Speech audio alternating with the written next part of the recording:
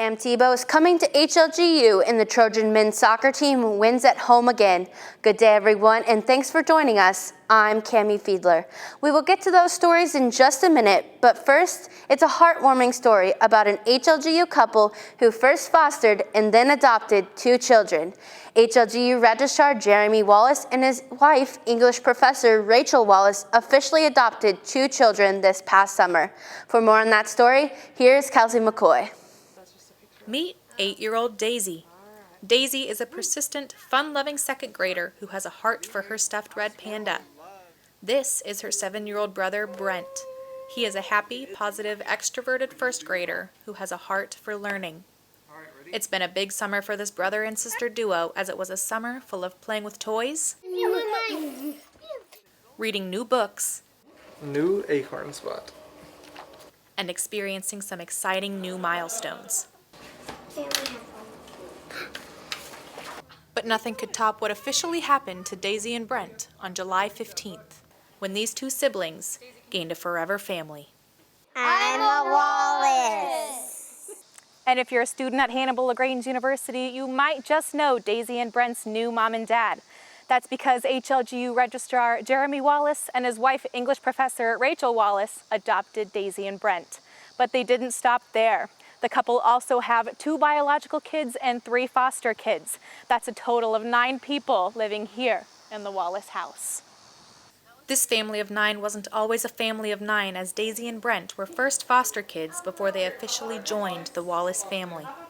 I mean, I think without my faith, this wouldn't even be a conversation, because without my faith, I'm living life for what I can get. And fostering and even adoption is a tough road. We get to share a lot of the good stories and the things we've learned, and it's nice to reflect on that, but the day-to-day is difficult. Along with gaining new kids, the Wallace parents say they also gained new information about the need for more people to open their homes to foster kids. If every church would just get involved and one family from that church get into foster care and take 1 kid, we would not have a foster care crisis in our country. The sign in this photo really says it all, because for 402 days, Daisy and Brent have shared the same love and home, and now they also share the Wallace name.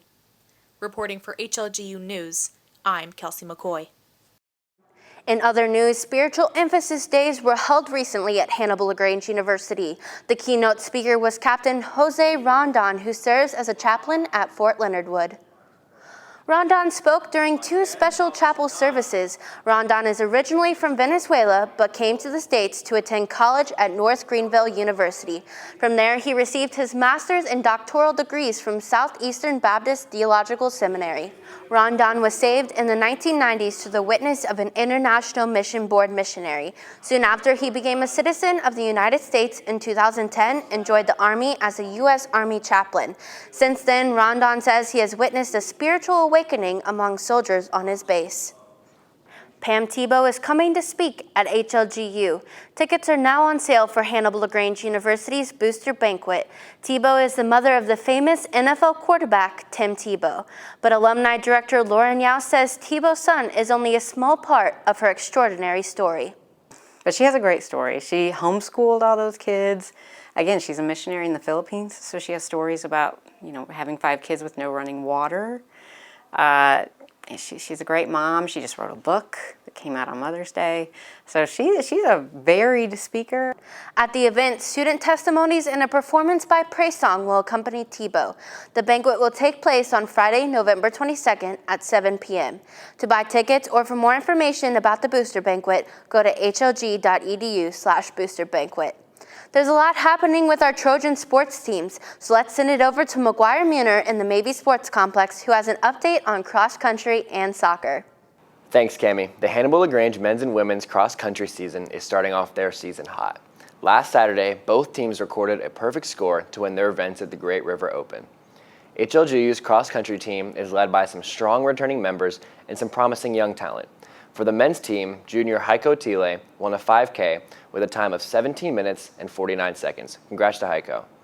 They also have some new talent. Freshman runner Alec Whitener says running at HLGU is helping him refocus on what really is important. Being a runner here at HLG means a lot to me. I set my day out in front of me every morning with the morning practice and just start out in the right mindset on the Lord and being able to have a hard work ethic every single day. So. The women's team also won their meet, and they placed the top 6 runners with junior Shelby Callum leading the way with a time of 21 minutes and 19 seconds. Callum says she has big plans for her and her team this season. I want to go to nationals again. This year it's in Vancouver, Washington, and I've never flown an airplane, so that'd be really cool to go and fly. And we'd really like to take the whole team to nationals, which is a really big goal, but it could happen. Callum and Cade Davis were both recently named American Midwest Conference Cross Country Runners of the Week. In other sports news, soccer season is officially in full swing at Hannibal-LaGrange University. The HLGU men's soccer team continued their home field win streak with a victory over the William Penn Statesmen 4-3. HLGU came out hot to strike first with a goal in the first few minutes of play. It wasn't until the second half began that William Penn fought for control and scored 2 goals of their own. As the battle continued, HLGU responded with 3 unanswered goals to put the Trojans up 4-2. The Statesmen continued to try to get back on top, but in the end, could not overpower the Trojans.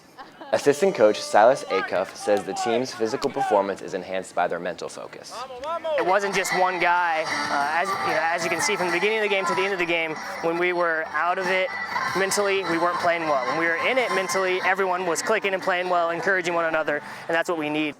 On the women's side of things, the Lady Trojans soccer team also hosted a non-conference opponent, William Penn University, on Tuesday afternoon. Despite perseverance to the end, HLGU fell to a tough opponent 7-0. The Statesmen wasted no time, scoring an impressive 5 goals in the first half. HLGU's Maddie Allen recorded 14 saves in goal for the Trojans. The ladies are now 1-1 on the season. HLGU will travel next week to take on the American Midwest Conference opponent, Stevens College. That's it for sports. Cammie, let's send it back over to you.